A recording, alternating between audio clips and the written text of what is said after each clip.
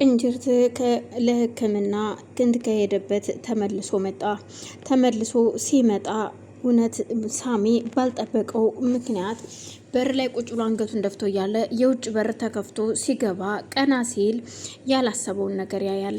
የመጣው ቅንጅርት ነበር። ቦርሳውን ተሸክሞ በእግሮቹ ተራምዶ ሙሉ ጤነኛ ሆኖ ሲያየው እጅግ ይደነግጣል። እኔ አላምንም ቅንጅርት ነህ ሲለው፣ አዎ ሳሚ ወንድሜ ቅንጅርቴ ነኝ መጣውልህ ይለዋል። ሳሚም ከተቀመጠበት ተነስቶ አቅፎ ይስመውና የእውነት ቅንጅርት አንተ ወያየኸው እያየኸኝ አይደለ እንዴ? አዎ እኔ ነኝ ሙሉ ጤነኛ ሁኜ መጣውልህ እግዚአብሔር ይመስገን።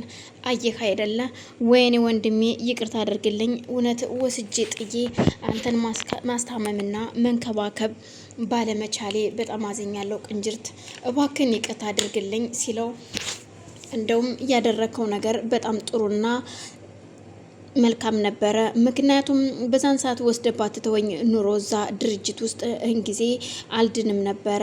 አንተ ወስደህ እንደጣልከኝ ወደው ነበረ ወደ ውጭ ሀገር የሄድኩት ይለዋል።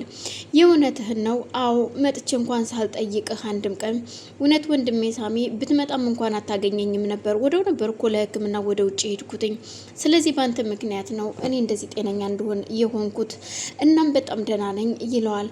ማማዬ እንዴት ነች ሲለው፣ ማማዬ ደህና ነች፣ በቅርቡ ትመጣለች። አሁን እሷም በጸበል ለውጥ እያገኘች ነው ሲለው፣ እግዚአብሔር ይመስገን ተመስገን፣ በጣም ደስ ይላል ሲል፣ አዎ የእውነት ቅንጅርት በጣም ደስ ይላል እና ይሄንን ለዚህ ላበቁኝ ሁሉ ሰዎች ዋጋቸውን የምሰጥበት ጊዜ ነው ይለዋል።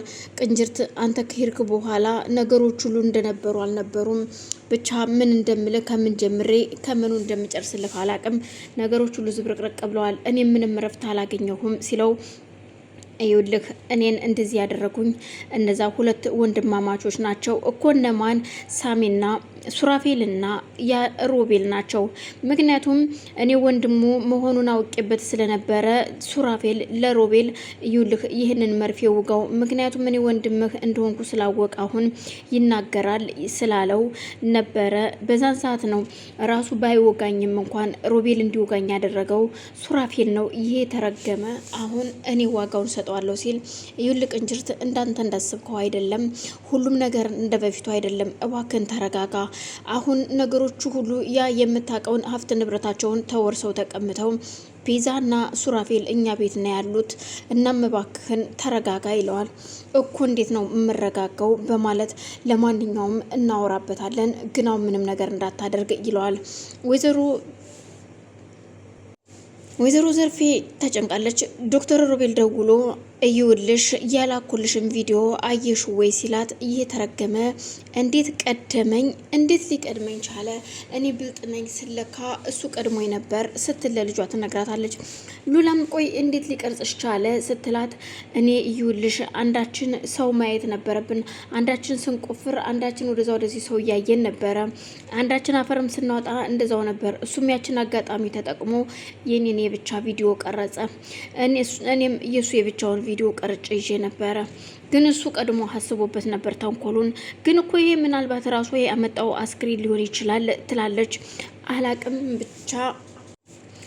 ብቻ ምን ማድረግ እንዳለብኝ ግን ደግሞ የማደርገውም የምንም እምለው ነገር የለም።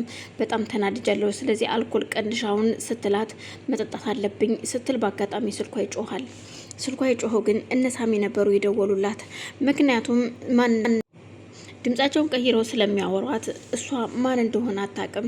ግን ደግሞ አሁንም ቢሆን ዶክተሩን አሳልፋ ከመስጠት ወደ ኋላ አትልም። እኔ ዶክተሩን አሳልፍ የምሰጠው እኔ ጋር ያለውን ቪዲዮ እልክላችኋለሁ እነሱ ከደወሉልኝ ትላለች። አንስታ ስልኩን ስታናግራቸው ብሩን አዘጋጀሽልን ወይስ ምንድነው ነገሩ ሲል ይናገራታል። አይካልሽ ደግሞ የልጅሽን አንገት ቆርጠን እናመጣልሻለን፣ ከዛም ደግሞ አንቺን ቆራርጠን ደግሞ ላሞራን በትነዋለን ስጋሽን ሲል ያስፈራራታል። ዘርፌ በዛን ሰዓት ተደነግጥና ይሄን ሁሉ ነገር እኔ አይደለም ያደረኩት፣ ምክንያቱም ከዚህ ጀርባ ሮቤል አለ። እናም ስትነግራቸው ሮቤል ይባላል ዶክተር ነው ይህን ሁሉ ያደረገው፣ ከፈለጋችሁ ቪዲዮን ቴሌግራም ላይ እልክላችኋለሁ፣ ልጅን ግን እንዳትቆርጧት አንገቷን ስትል ትማጸነዋለች። በጣም ጥሩ እሺ፣ ቶሎ አድራሻውን ላኪልን ይላትና ስልኩን ይዘጋል። የእውነት ቤዛ ይቺ ሴትዮ ግን በጣም ከባድ ሴት ነች። ግን ደግሞ መጀመሪያ የሆነ ቤቱን አስይዤ ቢሆን ተበድሬ ብሩን እሰጣለሁ ብላ ነበረ ያሰበችው።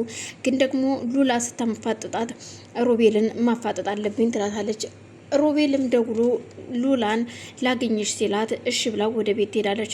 ቆይ ምን አስበ ነው እንያልከኝ ለምንድን ነው ስትለው፣ ምንድነው የጀመርነው ነገር አለ እኮ ምን አስበሽ ነው አንቺ ሲላት፣ ያንንማ እኮ እርሳው ከዚህ በኋላ ብዬ ነግሬሃለሁ።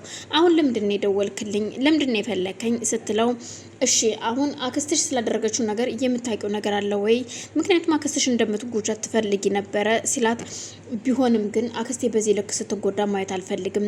ስለዚህ እንደዚህ ስታዝንና ስታለቅስ ማየት አልፈልግም። ምንም ቢሆን አሳድጋኛለች ትለዋለች። እና ሆነ እኔ ከሷ ጋር ነኝ እያልሽ ነው? አዎ ለምንድን ነው? ለማንኛውም እየለቁንስ አንተም እዚህ ወጥመድ ውስጥ ከመግባት በፊት 40 ሚሊዮኑን ብር አዘጋጅተ ለሰዎቹ ብትሰጥ መልካም ነው። ያለበለዚያ ግን ጣጣው ወደ አንተ ሳይመጣ አይቀርም ብላ ታስፈራራውና ሉላም ትታወታ ትሄዳለች። ከዚህ በኋላ በስልኬ እንዳትደውል ትለውና ትታው ስትሄድ፣ ቆይ ግን ይህ ሰውዬ አስክሬኑ በቴሌቪዥን የሚታየው ፎቶ በቴሌቪዥን ታይቷል። ግን አስክሬኑ እንዴት እዛ ቤት ሊገባ ይችላል? እንዴትስ ሊሆን ይችላል? ሲል ዶክተሩ ብቻውን ማሰብ ጀምሯል። ነገሮቹ ቢያጠራጥሩትም ግን ደግሞ 100% በዘርፌ እጅ መውደቅ አልፈልግም። እቺ የተረገመች ሴትዮ ንብረቱን አሳልፋ ብቻ እንዳሰጥብኝ ሲል ብቻውን ያወራል። እንዴት